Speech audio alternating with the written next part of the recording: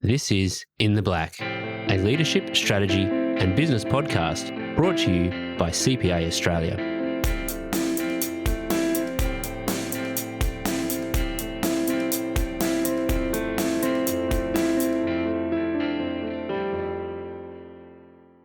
Hello, I'm Gareth Hanley, and welcome to In the Black. Today, we'll be speaking with Rita Zonius about social media for people who hate it, and why social media is an important communications tool for leaders and organisations. Rita is a communication and digital workplace expert who teaches professionals how to use social media and shows them why it's important for their communication strategy as well as their career. She's a certified strategic communication management professional, and she's worked with McKinsey & Company and the ANZ Banking Group. And in 2017, Rita founded the Enterprise Social Engineer, a consultancy that focuses on communication and change and supports organisations to become more collaborative and socially engaged in the digital age. Rita's passion is helping leaders overcome their fears around social media so they can become confident, purposeful users. She's counselled CEOs and leaders in manufacturing, consumer goods, higher education, property development, the not-for-profit sector, and accounting and finance. Welcome to In the Black, Rita. Hi, Gareth. Thanks for having me. It's great to have you with us. Rita, maybe let's just start with, can you tell us a bit about why you focus on social media? I focus on social media because we're living in a connected world. We are engaging online. We're not really coming together face-to-face in the way that we used to before the pandemic. So because we're living in this connected world, it's important to have a digital presence, a considered digital presence, because I'm looking you up whether you like it or not.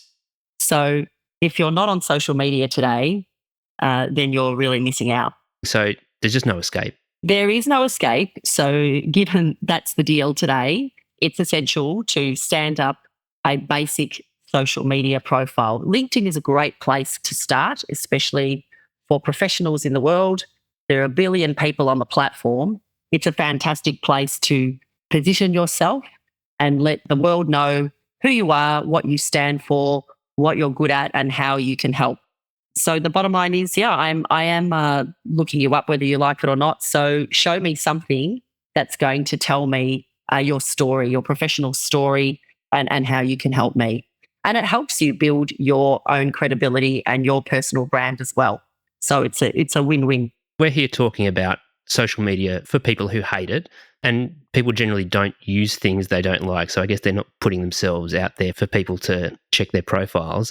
In your experience, why are people hesitant and maybe even afraid to use social media? You can understand why people are afraid, because you just have to look at some of the slips, trips and falls that people have made in social media. So we see all of these accidents happening and say, I'm not going there. I don't want to be like those people.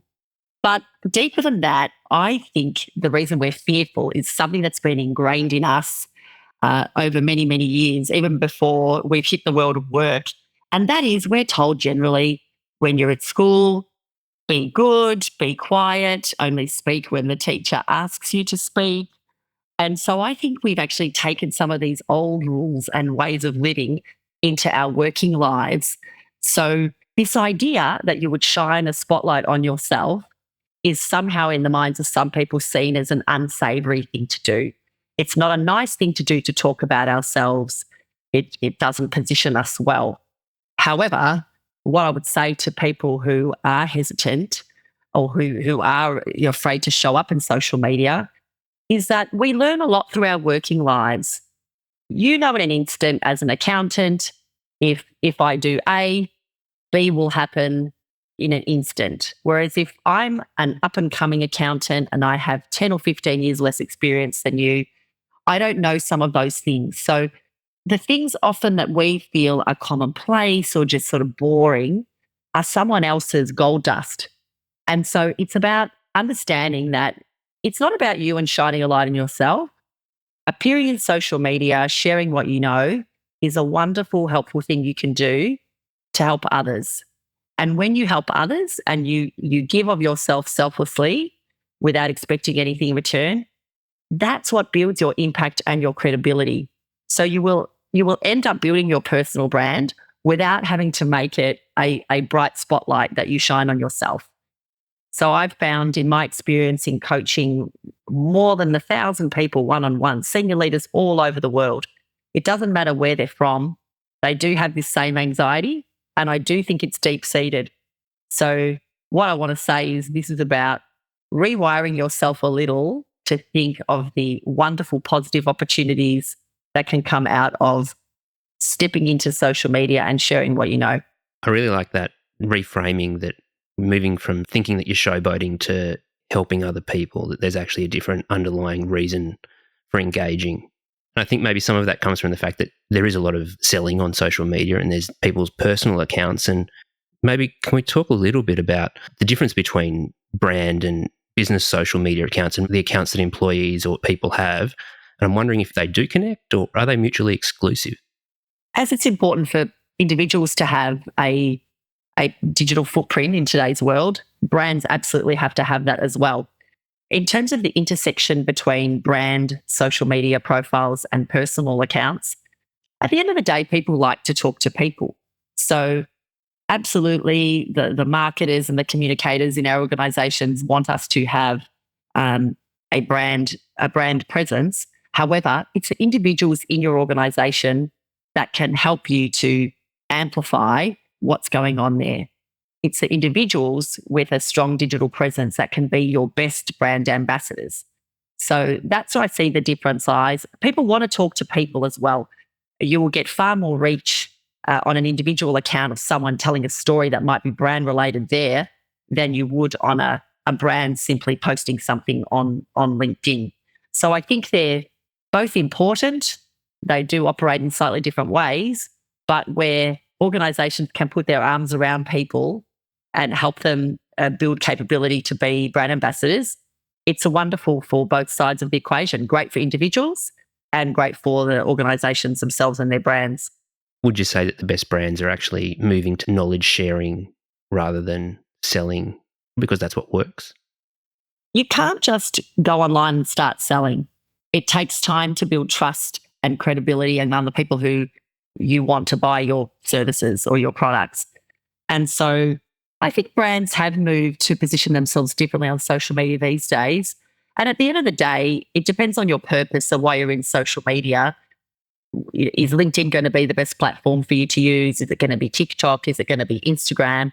If we focus on the most professional platform, which is LinkedIn, I do see a shift in brands becoming better storytellers in talking about their brand through the lens of a narrative, a story rather than a hard sell of a product. From an individual perspective too, I'm still seeing some people who are trying to sell one-on-one. You know yourself, you get messages in LinkedIn from people who they connect with you, and then 2 minutes later, they're trying to sell you something. The bottom line is, in both of those situations, for brands and for individuals, you've got to build your credibility, show up, tell your stories, tell them often, add your opinion, add your insight, add your advice. This is what works. I believe when you focus on sharing those things, insight, opinion, advice, things that are helpful, that help people to get something done or to progress their career, those things will enable you to then sell down the track. To me, that's where the focus should be.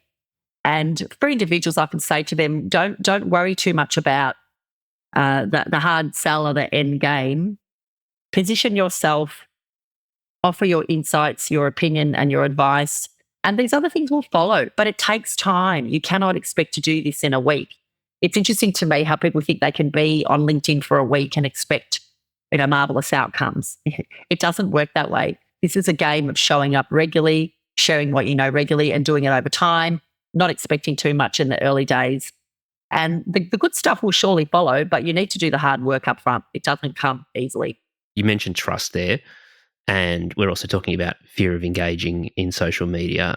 When social media first came up, businesses were providing people with lengthy social media policies, and some businesses were just saying, look, we don't want our employees on social media. So it's been 15 years now. Has this changed over that time, or do you think businesses should still be providing guidance, policies or training to their people?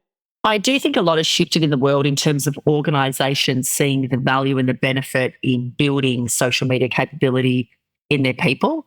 I mean, number one, it's great. It's great professional development. So in fact, if you offer that, it will help your staff engagement as well because people can see that you're investing in them. So that's one benefit. I do think that the social media policies of old, though, were pretty scary. And so I think people were so fearful because they read them and thought, I can't do anything here. I think there are still some things that remain in force. It's important to maintain, for example, confidentiality of sensitive information, not to put things out in the public domain that are not able to be shared, to be respectful, to abide by your organisation's code of conduct. All of those things still remain in place. What I do see is that there is more interest in organisations wanting to activate their people as brand ambassadors. And so providing them with the social media training and explaining, here's what you can do, rather than talk about it in a scary way of here's all the 20 things that you can't do. I think those things are having more of a positive impact on organisations, and that is helping. So I do think that the training is super important, but it's a spectrum. It's a spectrum. So there are organisations who are really good at this and are off and running, but we're still seeing organisations that are just on the beginning of this journey as well, and everything in between. So there isn't just one level of capability building that's going on in here. Some organisations have been doing this for a long time, others not for long, but it's all very important. We're living in the digital world, in a connected world. Building social media capability in your people demonstrates that they understand how to operate in a digital environment, and that's a good thing. We've been talking about social media, I guess, outside the box, outside the organisation, but you've also done a lot of work with what's known as enterprise social networks. Can you give us a quick overview of what an enterprise social network is, and then maybe explain how they can help businesses? An enterprise social network are tools like Viva Engage, Workplace by Facebook, which is now, I believe, defunct, Slack, all of these tools that help us to get work done in a connected world. It's interesting to me because I was heavily into these tools well before there was a sniff of a pandemic coming along. But during the pandemic, all of a sudden, organisations panicked, or their people were out working in a distributed way, working at home. And so a lot of these tools were foisted upon organisations and on people as a way of being able to operate and navigate the pandemic and get our work done. I think these tools are fabulous because when you work out loud and in an open way, you have greater ability to collaborate, solve problems, connect on a cultural level. There are many things that you can get done in enterprise social network tools, which are not that different to some external facing tools like a LinkedIn. So I do think that these are super important. The problem is in the pandemic, these tools were foisted upon people in a panic, as I mentioned, and unfortunately, you cannot just turn on these tools in organisations and expect them to work. And so I do think, unfortunately, enterprise social networks might be suffering from a little bit of reputation damage because of that. But what I want to say is a tool is just a tool. How you integrate it into your organisation is where the magic happens. So if you've had an accident with your enterprise social tool that's not working as well, there's sort of 4 areas to look at to lift it. One is to make sure that you have leaders as role models. So when people see their leaders in there, what interests my leader fascinates me, as the saying goes. So leaders as role models, maybe going in once a week and sharing, this is what I've been doing this week. These are the customers that I've gone and visited, with a couple of pictures. It brings a senior leader who is sitting many levels away from somebody, to the forefront of the picture, and a closer connection can be established between employees and those leaders. Second, it's about having purposeful communities of practice. So really thinking about spaces that you create that are nurtured and managed by community managers. So there is a resourcing piece. So to the point of You can't just turn on the technology and expect it to perform miracles. Your community manager is like a programmer at a radio station. They think about what content are we going to talk about in here? How do we gather groups of people who are trying to solve the same problems in here? And it can be a wonderful thing, especially if you're geographically dispersed. You can use these tools to follow the sun. There's nothing better than posting a problem in an enterprise social network before you go home for the night, waking up the next morning, coming into work and finding that 5 people who you don't know on the other side of the world in your organization have the very answer to your problem. The problem with sending emails, and this is why I like enterprise social networking and working out loud and in the open in a more transparent way more than email. When we send emails around to try and find the answer to a question, we have already determined who we think will have the answer by virtue of the distribution list. Whereas enterprise social is this wonderful serendipitous way of working where you can put the problem out there and see what goodness you get back. You have no idea where the answer is going to come from. But sometimes the most amazing answer to your question will come from a place you didn't think it would come from. So these tools are productive, they're fun, they can help organizations be efficient, but it's a point of putting up leaders as role models, having purposeful communities of practice, educating people in how to use the tools, and then communicating the success stories also works. So there's nothing better than sharing a story such as the one I shared around follow the sun, post a problem, go to sleep, wake up in the morning. When people see real life examples of how enterprise social networks can work successfully, they're more inclined to give it a go. It is a bit of a different way of working from emails, that's for sure. 100%, it is a different way of working. And I also think it does come back to this fear factor of people being afraid to put themselves out there. But let me also say this. If you're still fearing posting in LinkedIn, your enterprise social network is sort of a safer, smaller version because you can put yourself out there within the confines of your organization and build your brand, your personal presence that way. These are fantastic tools for that, especially if you're ambitious and you're looking for your next role inside your organization. There's nothing better than sharing what you know, sharing helpful tips, positioning yourself as an expert in something inside your organization can often lead to you being tapped on the shoulder for your next opportunity.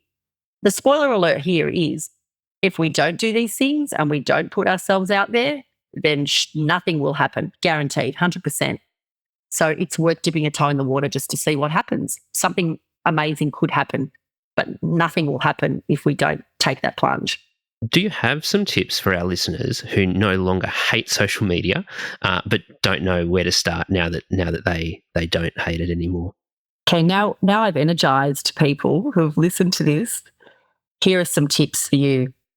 First, if you don't have a LinkedIn profile or it's not a very good profile, go ahead and stand up a best practice profile. So I like to call it zhuzhing the LinkedIn profile from the head to the toes. So start at the top with a great profile picture, banner, a catchy headline, fill out the about section, sharp, succinct story of your professional life that explains who you are and what you like to do. Also, don't be afraid to connect some things that you like to do outside of your organization. You are more than your job title, so bring those things in. If you're volunteering or you have interests and hobbies outside, bring those into the picture. We're human beings, not just work machines. And then go down further, fill out your profile, then think about what it is you want to talk about. Sit down and define your content pillars. You may never get there. It may be for some people, they want to stand up the profile and they just want to use social media tools to listen and learn from others and not engage. That's okay. However, I would love to encourage people to dip a toe in the water and to share what they know. But sharing what you know starts with defining what it is you want to talk about. What is it that you're good at? What is it that people tap you on the shoulder about? They're great questions to ask yourself. And it only needs to be 2 or 3 things, not 50 things. We cannot possibly be good at 50 things, 2 or 3 things only. And then it's about sharing insights, opinions, giving a bit of advice that's related to those topics. It could be that you read an interesting story in the newspaper. You might share that, add your insight and your opinion. I'm all for people adding, if you're going to share other content, from journals or newspapers, etc., or podcasts you listen to, then add your insight at the top to explain to your connections why you think this is valuable. So always come from a point of value and remember to engage. Social media, by virtue of its nature, is social. So it's not a one-way street in which we just push stuff out and then say, talk to the hand. Social media is a multi-directional freeway, if you like, conversations going at different speeds all over the place in different directions. So engage as well. Go and engage in when you see some interesting content that someone else has posted, and have fun, relax and have fun.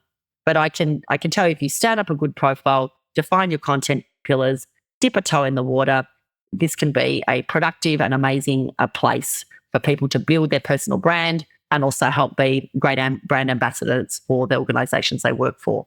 Thank you. I think that, love it or hate it, social media is here to stay. And from what you've said, Rita, it really sounds like reframing the why and embracing technology can lead to really good things. So thanks so much for joining us on the podcast and sharing your insights with us today. My pleasure. Thanks for having me. No, it's great to have you. And thank you for listening to In the Black. Don't forget to check the show notes for resources on the CPA Australia and In the Black websites and links to everything we've mentioned in this episode. And until next time, thanks for listening. If you've enjoyed this episode, help others discover In the Black by leaving us a review and sharing this episode with colleagues, clients, or anyone else interested in leadership strategy and business.